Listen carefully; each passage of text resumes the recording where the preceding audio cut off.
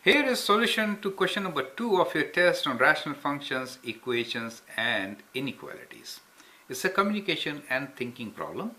Explain why x less than equal to 2 and x greater than equal to 0 and less than equal to 5 could not be the solution to x minus 5 times x plus 2 divided by x less than equal to 0. So that is your communication question, right? Now, so to find the solution, what you normally do is you can make a table of values, right? And then, so let me try to sketch that.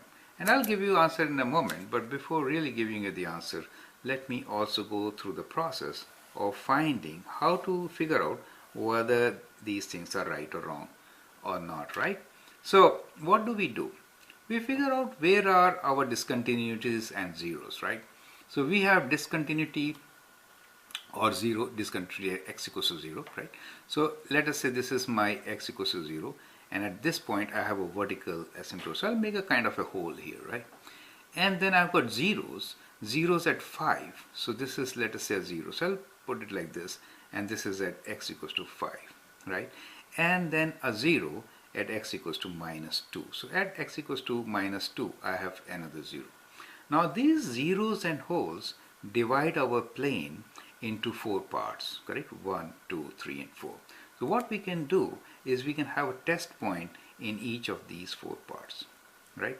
So let's have a test point in these 4 regions, okay, or parts. So we can say, well, let our test point be between minus 2 to minus infinity be minus 3. Between minus 2 and 0, it could be minus 1. Between 0 and 5, let's take 1, and after 5, we can take 6 as our test point. Now what are we testing? We are trying to test whether this function is less than equal to 0 or not, right? So we'll just plug in these factors here on the side and test their values. So one of our factors x plus 2, I'm taking this one first, which makes 0, right?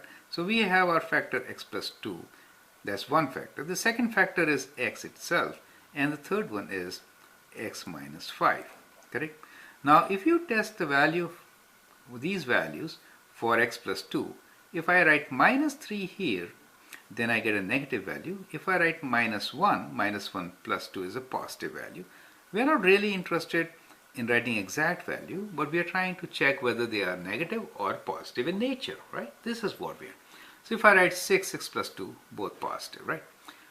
For x, if it is negative, it is negative. Negative will give me negative, positive, and positive. Now if I write minus 3 here, minus 3 minus 5 is negative, minus 1 minus 5 is more negative, 1, it is still negative 4, right? And 6 plus 1 gives me positive, right? But the important thing here is the value of function. So the value of function is this, right? Something times something times something. 1 over x is also times 1 over x, right? Now, if you multiply or divide 3 negatives, what do you get? You get a negative, is it okay? But if you multiply and divide with 2 negatives, you get a positive. When you multiply 1 negative, right? Here, you expect a positive answer. Now, you want less than equal to 0. So, less than equal to 0 means you're looking for these negative regions, right? So, these are part of your solution. So, part of the solution is x is less than, it should be less than, this part is problem, maybe. Let's see. We'll visualize. Less than equal to 0, yes, it includes, because that's a whole, right? And this is less than equal to 0. So we'll test it. That's perfect. So it matches. So one of our answer is that it is from minus infinity to plus minus 2. And both are included. Since it is a whole, you can include it, right? Now let's see this part. So here what we have, that x is between 0 and 5. That's correct. But at 0, we have a restriction. So this function actually has x in the denominator. So the function has a restriction that x can never be equal to 0. So that is a restriction on the function, right? Since this is the restriction, we cannot include it, right? Therefore, our answer here will be that x is between 0, but not including 0 and 5. So that is the solution, right?